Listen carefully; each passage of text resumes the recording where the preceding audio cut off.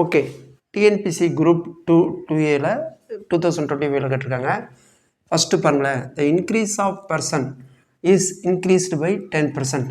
அப்போ ஃபஸ்ட்டு ஆரம்பத்தில் எவ்வளோ இருந்துச்சு? நீங்கள் எதில் சொல்கிறீங்க? பெர்சன்டேஜில் தானே. அப்போ எடுத்துகிட்டு நான் 100ரூவான்னு வச்சுக்கிறேன். 100 ரூபாய் இருந்தது இப்போ ஆரம்பத்தில்.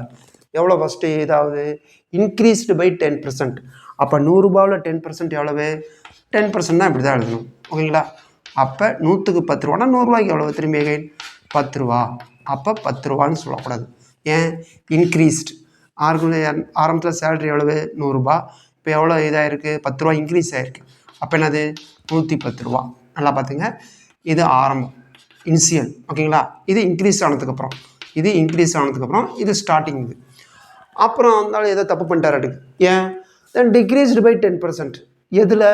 100லையா 110லையா? 110ல். ஏன்னா அதுக்கப்புறம் தான் பண்ணுறாங்க. திரும்பி பாருங்கள். அப்போ 100 ரூபாய்க்கு 10 ரூபான்னா அப்போ 110 ரூபாய்க்கு எவ்வளோ? இதை அடித்தா என்ன வரும்? 11 ரூபா. 11 ரூபா என்ன பண்ணியிருக்காங்க? டிக்ரீஸ் பண்ணியிருக்காங்க. அப்போ 110லேருந்து என்ன பண்ணணும்? 11 கழிக்கணும். அப்போ 110 11 எவ்வளோ வரும்?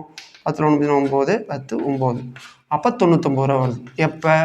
டிக்ரீஸ் ஆனதுக்கப்புறம். Find the change in is income in percentage. அப்போ என்ன பண்ணணும்? சேஞ்ச் இன் பர்சன்டேஜ்னா இதுக்கும் தான் நம்ம பார்க்கணும். ஸ்டார்டிங்க்கும் ஃபைனலுக்கு தான் பார்க்கணும். அதுக்கு என்ன ஃபார்முலா? ஸ்டார்டிங்கில் வந்து 100, மேலே என்ன வரணும்? சேஞ்சு. ஃபைனல் வந்து 99, இன்சியல் வந்து எவ்வளவு? 100. இது எதில் கேட்டிருக்காங்க? பர்சன்டேஜில்.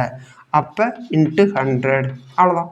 அப்போ இதையும் அடித்தா 100 ஆயிருமா? அப்போ என்ன வரும்? -1 வரும். அப்போ -1% என்னது? மைனஸ்னா டிக்ரீஸ் 1%. அப்போ ரெடியூஸ்டு பை 1%.